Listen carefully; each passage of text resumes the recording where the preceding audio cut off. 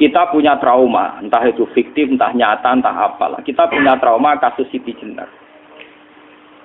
Orang yang mendalami la ilaha illallah secara intensif, ya, entah itu disebut kalimat sodo, bosuluk, boseloko, mbah kono pokoknya.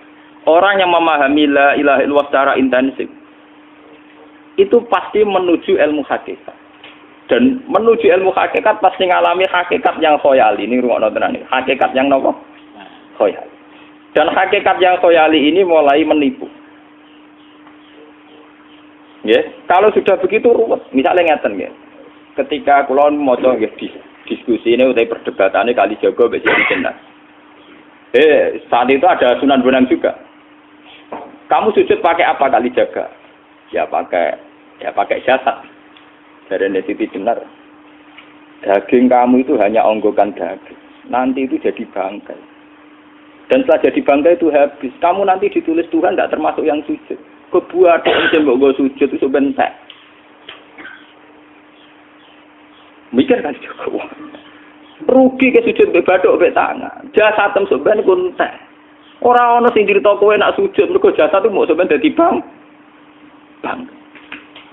Lah nek ngono sujud ning hakikat ora usah bathuk, ora usah tangan, ora usah sikil, yo rohem iku lho kon sujud mbek pangeran. Nak sujud mbek fisik ku rugi wong fisik sampean. Mikir kali itu. Orang bolak-balik kali Joko itu mantan wali preman terus jadi debat pusing. Siti Jenar tahu belajar tak tahu menang Irak. Yang jelas yang mulang gak sadar mau orang menangis. Wah, ini menjadi perdebatan. Sehingga keyakinannya kayak Siti Jenar, la ilaha illallah itu ya wahdatul wujud itu, innalillahi wa inna ilaihi. Selama ini kalau orang syariat misalnya, orang syariat itu kalau ada orang mati, misalnya Kak Ruhin mati, ini aku kan muni innalillahi wa inna ilaihi raji'un, saiki Ruhin wis mati. Mati itu balik ning penge. Itu cara wong hakikat kan salah besar.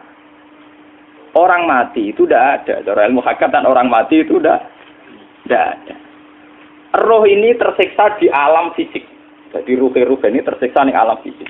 Karena ketemu ning jasate ruh. Tersiksa dulu. Akhirnya apa mangane kudu kerja piring Jepang tersiksa roh. Asal roti memang tersiksa. Misalnya kiai pemangan adalah kudu pidato 2 jam bareng tersiksa. Roh kenapa? Tersiksa. Mergo roh ora buta mangan, ora buta ngombe, tapi gara-gara melok fisik. Paham ya? Lho ini tenang dia ketawarai ya bener. Lah kula boten. Sampeyan betul lho guru waras maksudnya nggih. Artinya waras secara akademik karena ada referensi, ada marojek, nggih. Waras secara hakikat. Kula niku umpama merasake sampean wis ilmu hakikat. Artinya saya juga ngalami ilmu hakikat. Lan ketika sing aran hikam, wong ora tau mukasafah ora usah dadi ulama. Entah sekian detik ulama itu harus pernah mukasafah. Biar merasakan ilmu napa? Ada. Tapi ilmu hakikat itu bisa dilogikakan sebelum sampean sampai secara musyahadah. Paling enggak bisa sampai secara logika. Manusia itu mulai Nabi Adam sampai sekarang itu kan punya roh. Dan roh itu tidak makhluk. Ya, roh itu tidak makhluk. Ketika roh itu diletakkan di jasad, dia itu tersiksa. Karena ketika dia ke jasad fisik, itu namanya mengalami keterpisahan dengan yang abadi. Dia ini ning jasad fisik, tersiksa. Karena dia harus di alam yang kasat mata, alam mulki. Tersiksa. Ketika dia tersiksa, melok ruhin, akhirnya dia mangan kangelan, akhirnya lesu mangan. Padahal roh gak butuh mangan, perlu dicatat, roh gak butuh. Ya ora butuh gunung kidul barang kan ora butuh rapi. Paham kan? Ya ora butuh putus cinta, ora butuh pegatan, ora butuh macam-macam. Paham? Tapi karena dia nempel jasad sing butuh mangan, butuh rabi, butuh wedoan macam-macam.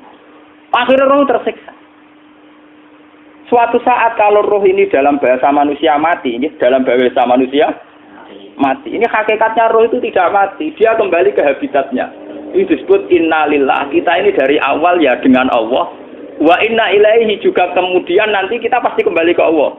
Dan itu diyakini betul oleh orang wahdatul wujud. Jadi kalau roh mati itu ya tidak ada mati.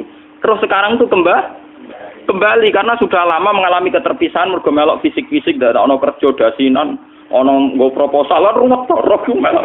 Paham itu? Kita di roh ku napa melok ruwet. Lah roh ya tersiksa ngaku ra butuh mangan, ya ora butuh proposal bocah ngalor. Itu tersiksa. Makanya dalam cerita-cerita Jalaluddin Rumi yang otentik di kitab-kitab begitu. Ketika beliau mau meninggal, muridnya itu nangis. Dari Jalaluddin Rumi, kamu jangan nangisi saya ini mau pesta, saya ini mau pesta perkawinan.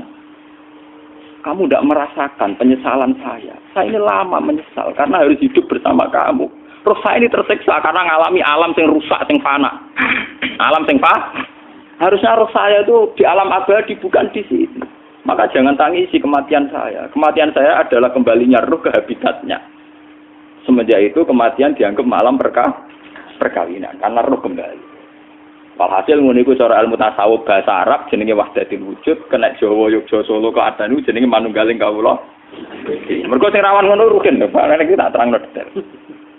Dadi bathuk mesti iki buku sujud kan niku sampeyan ilang. Dadi seksine ora ono cara teorine sinten Siti? Rugi kowe. Bukan jadi ya gento. Lah kali coba mantan preman jak debat terus ora ngono mbok terus tak pateni kowe. Lah debat ilmiah ra iso. Premane kumat. Ya ta preman jak debat ilmiah. Ngono ku model. Kali Joko yo ora salah, dhisik sing dina Umar nggih ngoten. Umar sahabat top, lha sik debat atau milih patenane ya Rasulullah. Gak iso dene cek ilmiah. Mantar preman pasar rukat terus dadi sahabat top. Debat yang milih mate. Ada wonten cerita wong Yahudi njaluk keputusan Nabi. Bareng wis diputusno Nabi cek mamang. Ndak tenang keputusane ngono dalam sengketa duniawi. Bariku takok ya Ali. Ya Ali, aku mau sowan ning Nabi Muhammad. Dikai keputusan tapi mamang cara kowe pilih. Sampai Ali dikai keputusan persis kanjeng Nabi. Cek mamang neh takok Umar. Takok Umar aku mau sing Muhammad, ning Ali dikai keputusan kok mamang, Mar. Cara kowe piye? Urusan dunya. Enteni iki. Entah dia melepuh buat apa? Uang diputus Nabi ora marah. Buat mati. Awe. Mereka mantan apa? Cara mantan intelektual atau intelektual kan ya wajar nggak uji kok percaya Nabi. Ya, kan bareng cara Ali sederhana.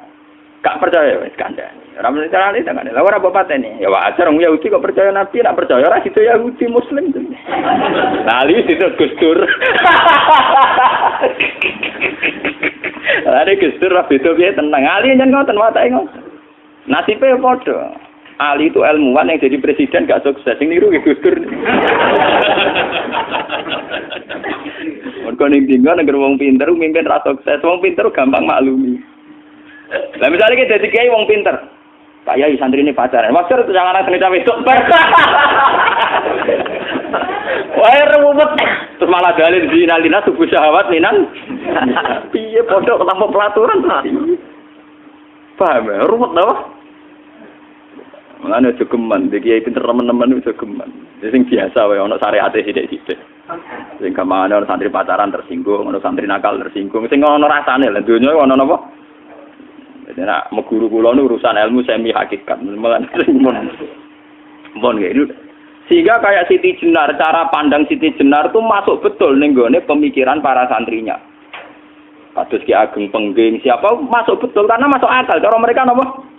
Betapa tidak ada artinya fisik ini.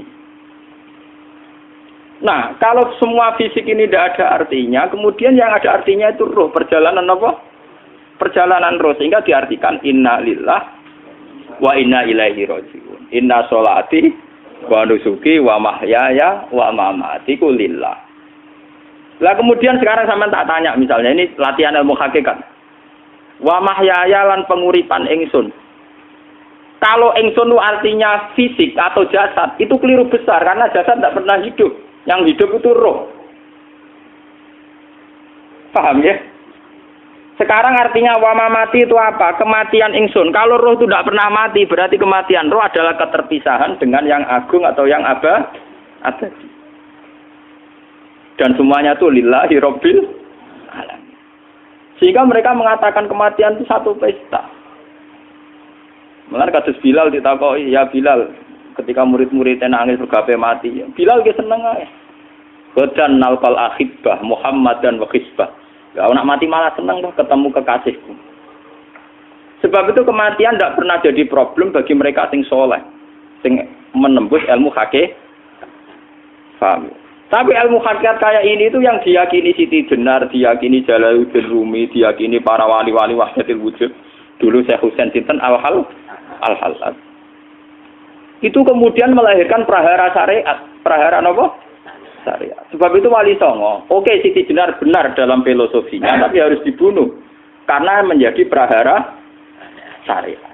Sama dengan yang dikatakan Nabi itu benar, tapi menjadi prahara syariat. Akhirnya disomasi oleh Umar radhiyallahu anhu. Jadi sebetulnya sama, pola-pola ceritanya sama. Intinya sebuah ilmu hakikat harus dikawal napa? Syariat. Nggih kula bolak-balik, contoh paling gampang wit pisang. Wong nak mangan gedang kulitnya tetap dibuang. Tapi umpama gedang dari awal ora usah kulit, ra sido dadi gedang. Paham nggih? Meskipun kon ape dipangan ya dibuang. Tapi kita tidak bisa membayangkan pisang dari awal tanpa napa? Mbah kekeringan, mbah bosok, mbah ra sido dadi napa? Pisang. Terus pentingnya syariat lagi begini, gitu. Malah penting ngaji wali-wali syariat yang pinter kados Sunan Kudus, kados Sunan Bonang. Andai kan tidak ada syariat itu dunia pun mesti rusak. Contoh paling gampang masalah pornografi, porno aksi. Jadi jenar aja omongi ngono ibu ngakak-ngakak deh. Dari pangeran wis pirsa, kowe nek klambi pangeran ora tentora ya ora usah klambenan. Wong ora ana gunane. Kalau yang paling penting tu nazarullah, kenapa kowe klambenan barang? Wong kowe klambenan ora pangeran tetep pirsa. Nyatane si jenar nak mulang nggih coba klambenan lah intine napa? Dinya ada nabi Sunan Bonang. Nah, aku percaya kabeh nazarullah ora usah napa? Klambenan. Tetapi teori ora usah klambenan iki dinggo tenan. Mulane nek pas do wiridan aliran sesat ciri utama. Kira klambenan tenan. Lah ruwet to. Lho iki tenan iki cerita. Iki pentingnya ngaji nggih. Ben sampean ngerti variasi riwayat kemudian kita orang syariat harus kayak apa, kemudian kenapa menjadi aliran wahdatil wujud.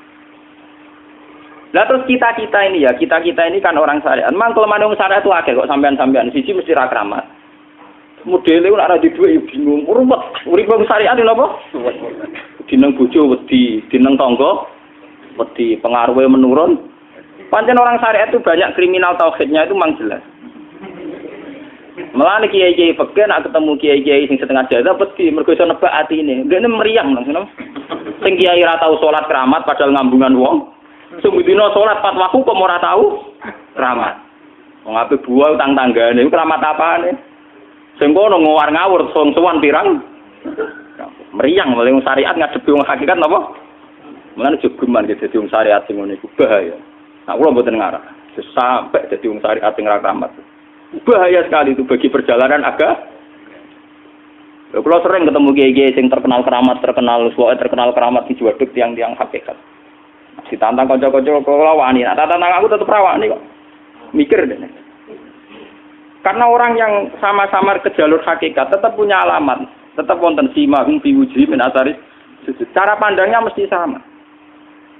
Kalau nanti ketemu murid, ya artinya yang ikut aliran Siti Jenar, dia ada sholat, ada apa, hidup di satu tempat gitu. Padahal dia bisa baca ihya. Dulu pernah mondok di Mekah, pernah di Irak. Itu ya meresahkan para kiai. Kemudian sebagian mereka minta saya suruh ketemu. Ya walhasil kalau ketemu pertama ya. Jenengan Gus Ba, tapi zaman roh jenengku teu pernah tak arani muka sapa. Nggih biasa mawon. Kula ora usah kenal jenengan nggih kenal. Dadi kula nggih biasa mawon. Lalu pernah ngajar ajaran saya Gus ning donya tak enteni mau turu-turu ngenteni mati ngono Gus kok repot. Ijaban kula terus ya. Sampai jare wong hakikat wong ngenteni mati barang. Ya mati yo saiki iku. Ora usah ngenteni saiki padha-padha wis napa? Wis mati. Ya saiki wis padha-padha wis urip. Wis padha kabeh. Nah cara ilmu hakikat itu kan terus sama semua. Napa? Sama semua. Tadi makanya itu tadi. Kalau baleni malih, logika hakikat itu begitu ya. Roh itu ditiupkan oleh Tuhan ke kita. Kemudian roh karena ikut alam fisik, alam jasad, roh ngalami yang kita alami. Nggih. Ketika roh ngalami yang kita alami, dia tersiksa. Nah, ketika roh sudah terpisah dari jasad yang mengekang, yang memenjara ini, dia senang terus kembali ke Tuhan. Ini disebut innalillahi wa inna ilaihi. Lah jasad ini kemudian menurut ilmu hakikat enggak ada gunanya sama sekali total. Hilang di telan tanah. Lah kalau begitu jasad iki nak mbok agul-agulan. Gusti bathuk kula tak nggo sujud tangan kula ndi buktine tangan wis ora ono. Bathuk wis ora. Mulane dari Siti Jenar, hanya wali bodoh kayak kalian yang punya ajaran bodoh begitu. Malah rasupan terus. Mulane Sunan Kalijaga semangat kon mateni mergo tambah omongane glodro dindi. Tapi yang enggak disadari Siti Jenar yaitu tadi. Inti dari ilmu hakikat itu kan tunduk sama kersane Tuhan. Kalau sudah tunduk pada kersane Tuhan, kalau kersane Tuhan roh kita harus di jasad. Dan wujud jasad kita ini juga karena kehendak Tuhan. Kenapa yang wujudnya jasad yang karena kehendak Tuhan engkau ingkari? Sementara wujudnya roh tidak kamu ingkari. Toh wujudnya jasad ya bi iradatillah wa bi masyiatillah. Wujudnya roh ya bi wujudit bi masyiatillah wa ira. Harusnya fungsi jasad juga harus kamu akui toh Siti Jenar. Wong sekarang kita punya jasad ya bukan karena kita, karena kehendak Allah. Kenapa kamu ingkari? Berarti kamu mengingkari kehendak meneng Siti Jenar.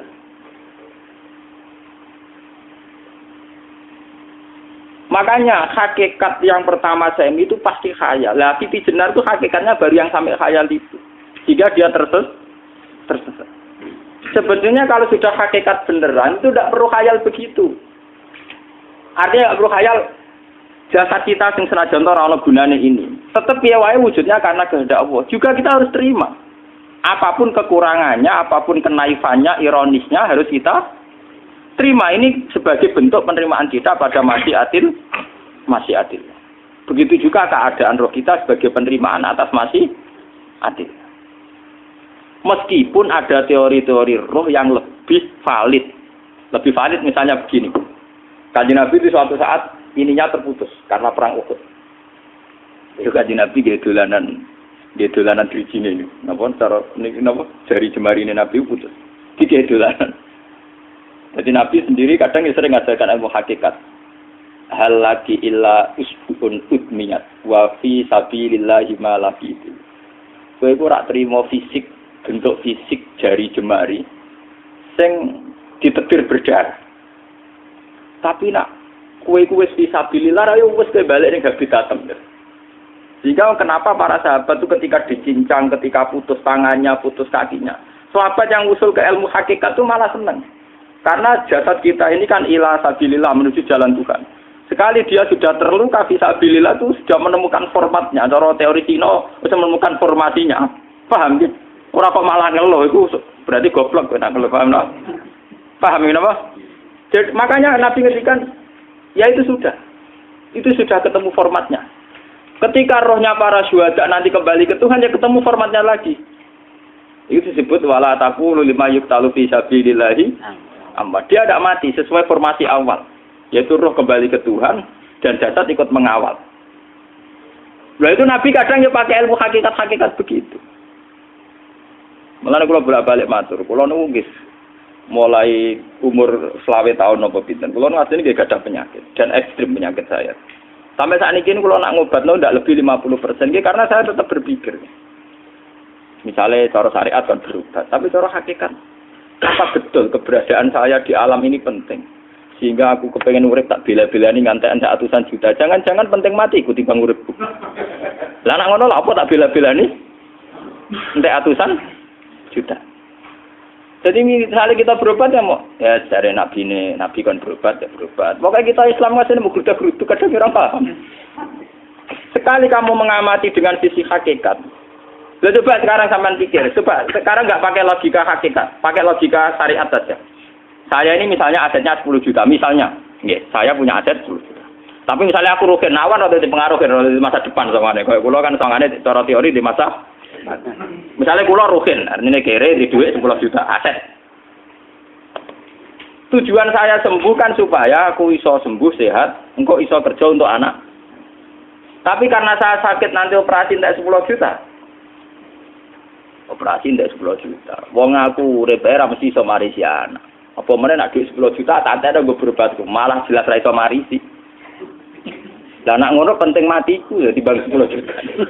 Karwan iso diwaris langsung. Sementara anak aku mari dibiayai 10 juta, rong mesti mari 10 juta mesti entek. Artinya tidak ada jaminan kalau berobat itu secara visi ke depan lebih baik. Soalnya malah ngentekno donya nggak jelas akibat positifnya. Misalnya tetap lumpuh, duwe teori loh. Bapak artinya apa? Teori hakikat tetap lebih benar bahwa hidup itu tidak ada artinya. Semua itu tidak ada artinya. Berobat apa enggak berobat semuanya tidak ada arti. Teori loh gini. Sehingga kalau kita tengah-tengah aja tengah-tengah. Kasus kula misalnya lara nggih berobat. Gusti separuh kalau ngelakoni syariat, tapi sebagai kalau ulama kekeh, separuh kalau lakoni apa? Jadi kalau tetap buatan ngarah obat 100%. Tapi orang ngarah berobat, orang kalau tiang apa? Syariat. Tapi memang faktanya itu begitu. Cara Kanjeng Nabi kadang Kanjeng Nabi berobat. Kadang Kanjeng Nabi wis nikine tercincang digeguyon. Wah lagi illa usbuun udwiyat. Ora kok driji sing gak melok-melok.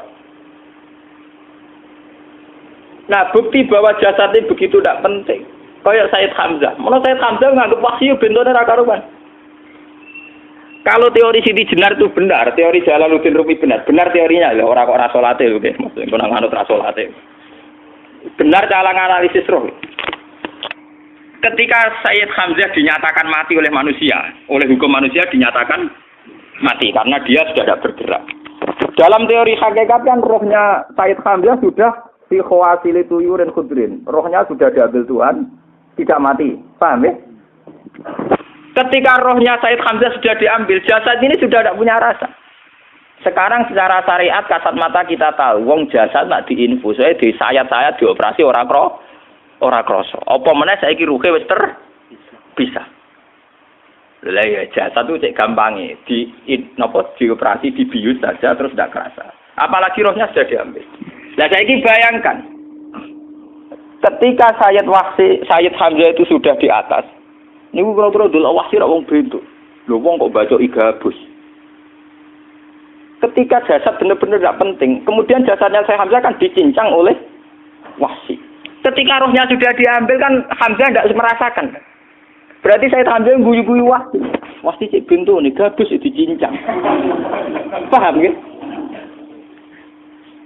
Lho niki tenan. Artinya ketika pandangan manusia iba kepada Sayyid Hamzah karena dicincang, dimutilasi oleh wahsi. Wahsi tidak mengalami Pak Sinten, Sayyid Hamzah tidak mengalami apa-apa karena rohnya sudah bersama Tuhan. Dan iso wae Sayyid Hamzah malah guyu-guyu wahsi. Cek goblok gabus kok dicincang. Lah nak ngono rak mirip, makanya dalam hal ini itu dalam teori roh itu sebetulnya Siti Jenar tidak sesat dalam teori roh. Tapi jangan katakan itu penemuannya Siti Jenar. Siti Jenar itu terlambat. Sebelum itu ada Husain Al-Khallas, sebelum itu ada Jalaluddin Rumi, sebelum itu juga ada sahabat, ada nabi. Cuma cara aplikasinya Siti Jenar melenceng. Jadi jangan katakan kok tak kampus-kampus, itu pendapat Siti Jenar itu malah goblok meneng. Siti Jenar itu sanut, paham nggih maksud apa?